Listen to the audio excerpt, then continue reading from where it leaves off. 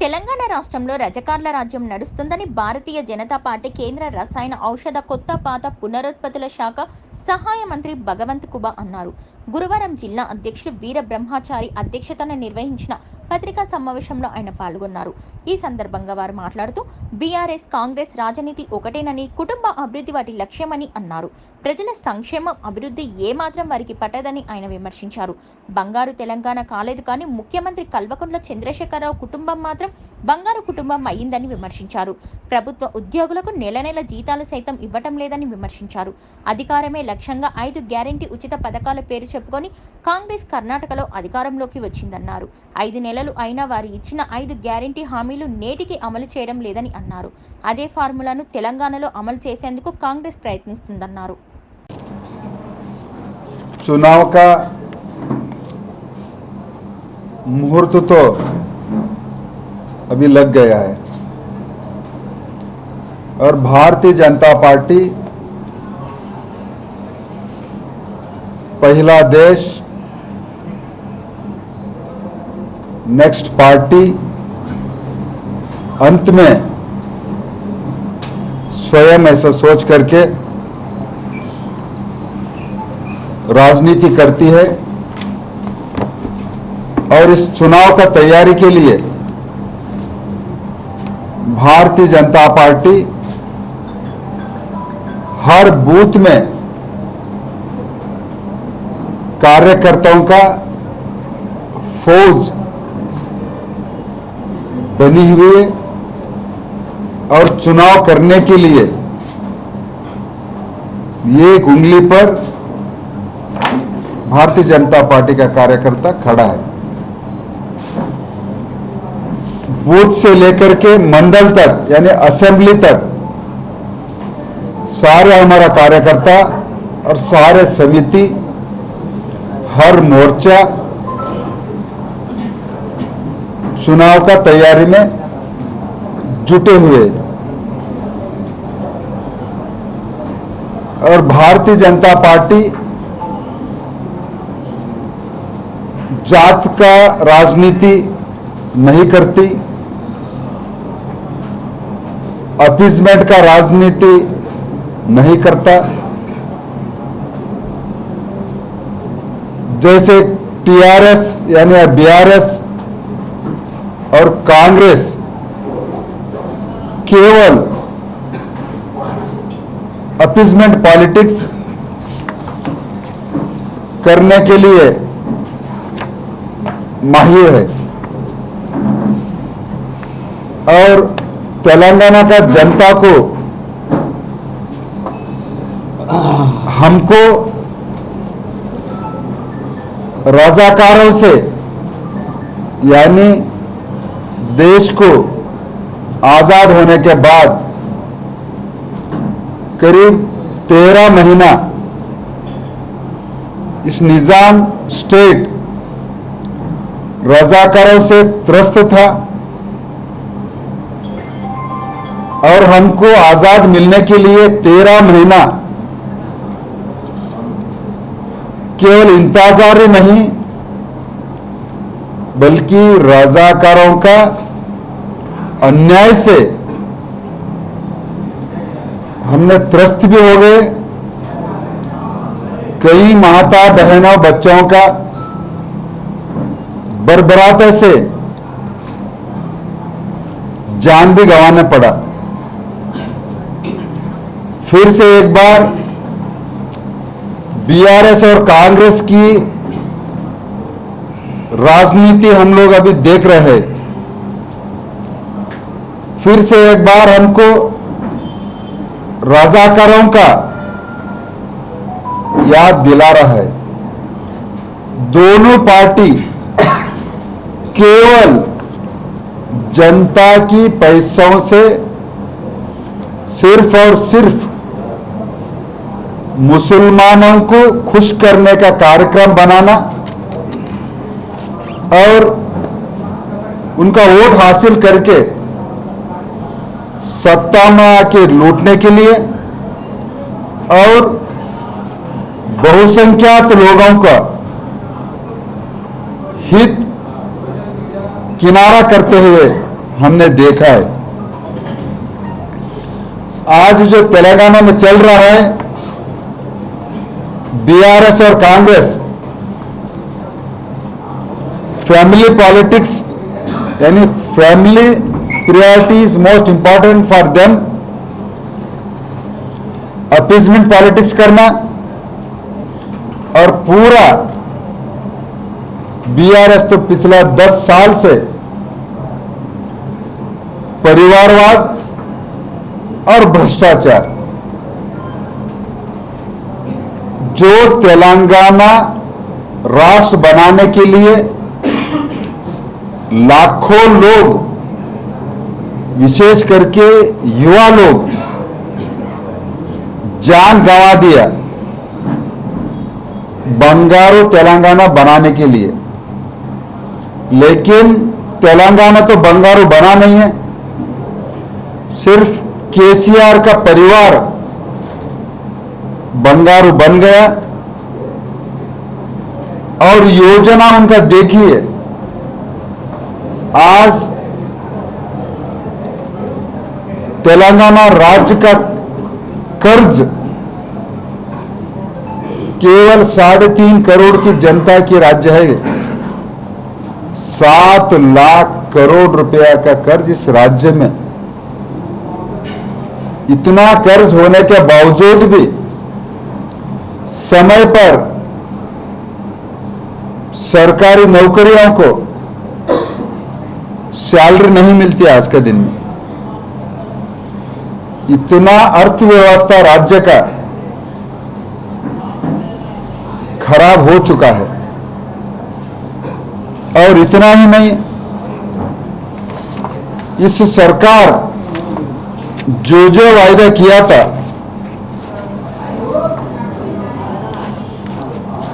आज एससी लोगों का जितना भी फंड एलोकेशन किया था, पूरे के पूरे एलोकेशन, स्कीम्स का एलोकेशन मिसयूज कर दिया इन्होंने, या उनका कार्यकर्ताओं को दे दिया, या वो फंड्स उठा करके माइनॉरिटी लोगों को दे दिया। आज दलित बंधु कितना लोगों को उन्होंने दे पाया। घोषणा तो किया, एक दलित परिवार को 10 लाख तक सरकार का फंड्स देकर के उद्धार करेंगे। ये अभी तक प्रोग्राम लॉन्च ही नहीं हो गया।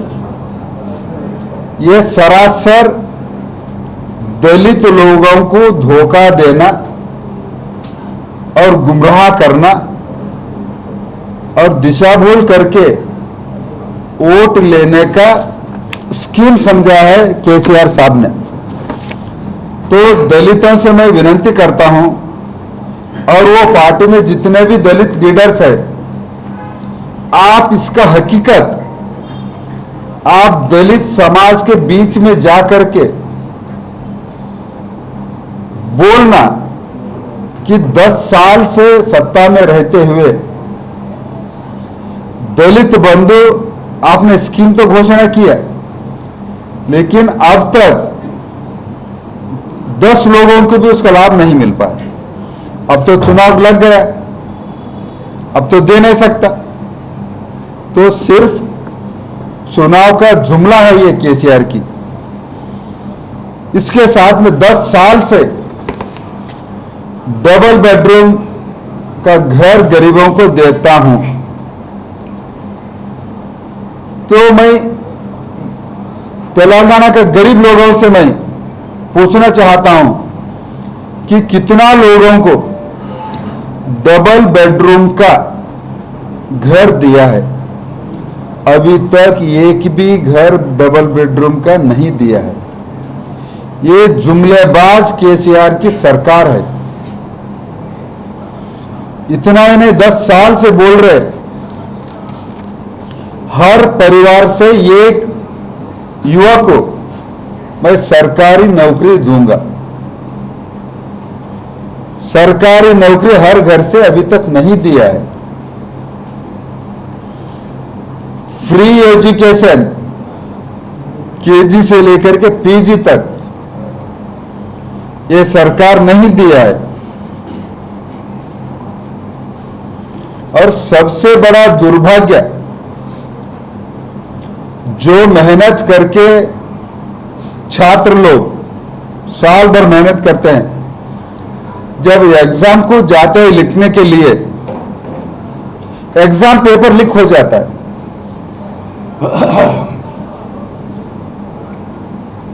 यानी जो गरीब छात्र, होशियार छात्र मेहनत करता है साल भर, तो इनका कार्यकर्ताओं को पेपर लीक करके पास कराने के चक्कर में या पास पैसा कमाने के चक्कर में पेपर लीक हो जाता है। तो गरीब छात्र, मेहनत करने वाला छात्र, उनका मन के ऊपर कि क्या बीतता होगा, ये वो गरीब ही बता सकता है।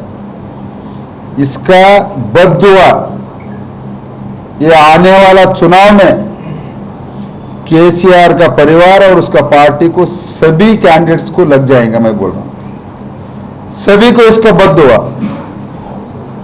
ये मामूली बद्दुआ नहीं है, ये बिल्कुल लगने वाला है। हर जिले में सरकार का सुपर स्पेशलिटी हॉस्पिटल में बना दूंगा। केसीआर साहब, मैं आज महबूबनगर डिस्ट्रिक्ट हेडक्वार्टर से बोल रहा हूं, क्या है क्या, मैं आपसे पूछ रहा हूं, सुपर स्पेशलिटी हॉस्पिटल बना है सरकार से?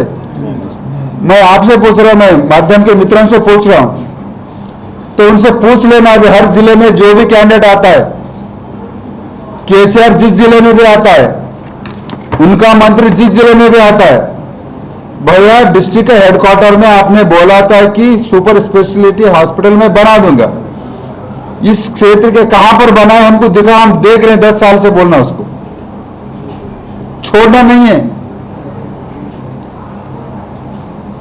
ये धोखा देने वाला पॉलिटिक्स नहीं चलने देना।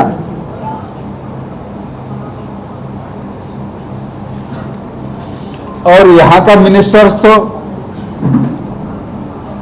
शायद मैं बोलना जरूर नहीं पड़ेगा, करप्शन में अगर कि उसका अगर रैंक अगर पकड़ा तो नंबर 1 पे रैंक में आएगा ये तेलंगाना मिनिस्टर्स के अंदर, आएगी कि नहीं आएगा। और उतना ही नहीं, परिवारवाद में परिवार को, लोगों को पूरा फायदा पहुंचाने में भी उतना ही नहीं, जिसका भी गरीब का जमीन रहता है, सरकारी जमीन रहता है, वो अपना नाम पे कर लेता है वो। तो ऐसे एमएलए यानी अभी सिटिंग जो मंत्री है, फिर से एक बार चुन के देना, क्या कम से कम 50,000 से उसका डिपॉजिट जमाना जब्त करना चाहिए। यहां की मतदाता जमाना जब्त होना चाहिए ऐसे व्यक्ति का।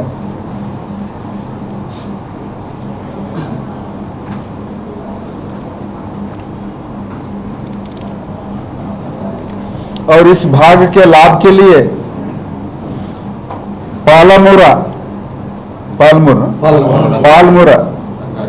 रंगारेड्डी लिफ्ट इरिगेशन के लिए यही केसीआर वायदा किया था, अभी तक वो वायदा पूरा नहीं कर पाया। बहुत सारे विषय में 10 साल में केसीआर सरकार टोटल नाकामयाब है। इसी के लिए सिर्फ पैसों का दबदबाव में सरकार की गवर्नमेंट मशीनरी का मिसयूज करके चुनाव जीतने का उनका प्रयास रहता है, और लोगों को गुमराह करके मैं 2 बेडरूम दूंगा, मेरे को चुन के दो, मैं इरिगेशन प्रोजेक्ट करूंगा, मेरे को चुन के दो, मैं specially hospital super speciality hospital में कर कूदूंगा, मुझे चुन के दो। जैसे कि अभी दलित बंधु का कुछ किया नहीं है। तो आज उनको पता चल गया 2023 का असेंबली चुनाव में बीआरएस का टोटली सुपड़ा साफ होने वाला है। उसी के लिए ओवैसी के साथ में मिलके सीट बंटवारा करके चुनाव लड़ने का तैयारी कर रहा है। उसको किसी हालत में भारतीय जनता पार्टी, कांग्रेस और बीआरएस दोनों को भी बुरा तरह से हारने का तैयारी पार्टी किया है। और इस असेंबली में भी बहुत ही पार्टी के कार्यकर्ता एकदम उत्साह से पार्टी का काम लोगों के बीच जाना। मोदी जी सरकार, हम लोग पिछले 9.5 साल से देश का नेतृत्व प्रधानमंत्री मोदी जी ने कर रहे हैं। आज हर विधानसभा के अंदर कम से कम 1.5 लाख से 2 लाख तक मोदी सरकार की लाभार्थी है। यदि अगर हम कोरोना वैक्सीनेशन यदि अगर हम पकड़ा तो 100% 100% असेंबली में मोदी सरकार की लाभार्थी है। उसमें चंद्रशेखर भी है, चंद्रशेखर राव भी है, सोनिया गांधी भी है और मैं भी हूं।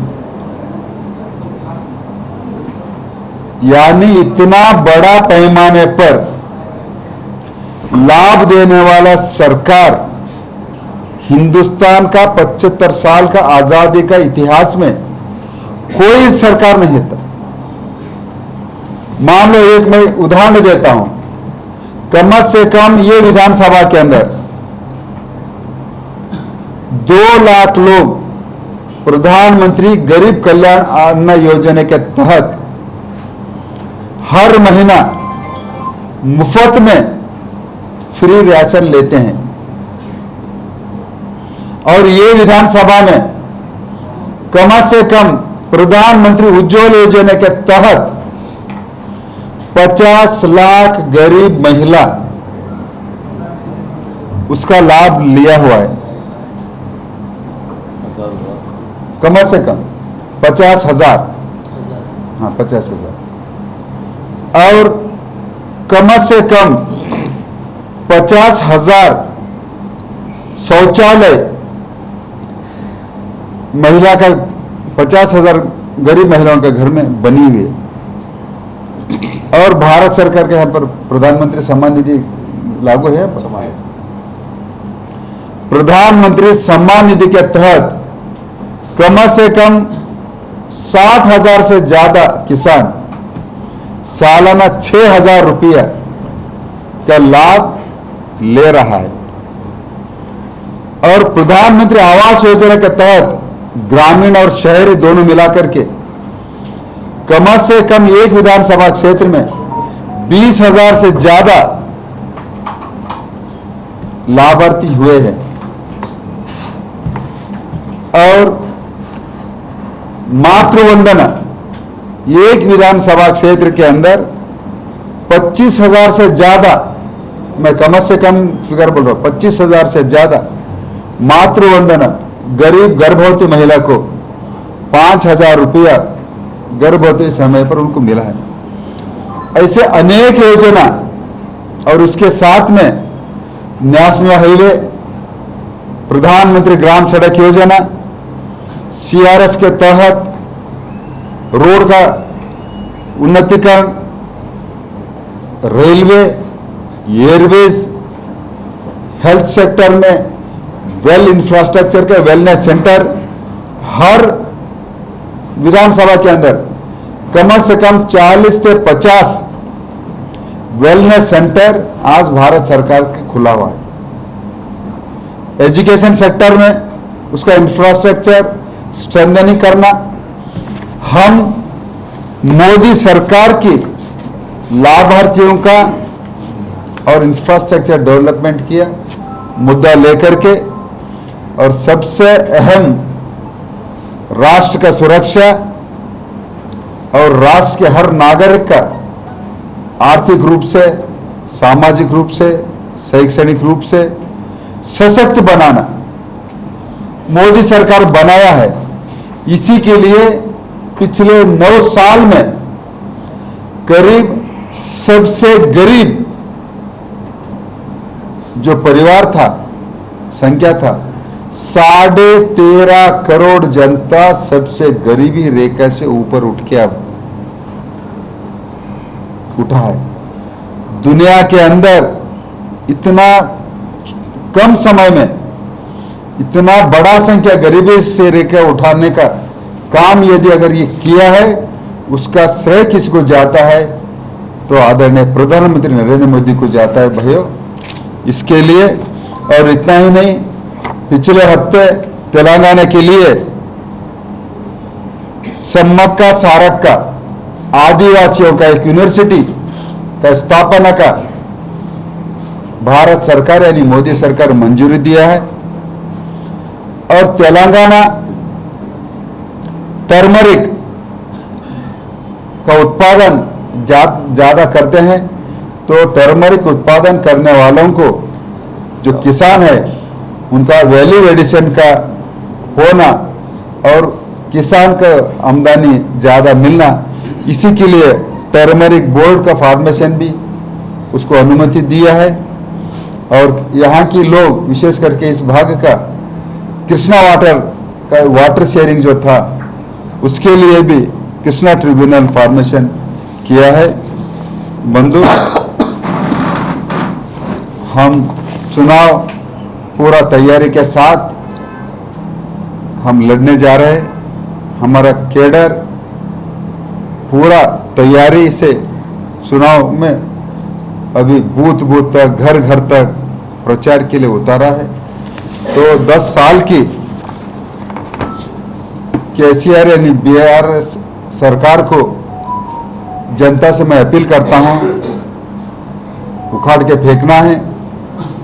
और कांग्रेस और बीआरएस दोनों सट्टे बट्टे है।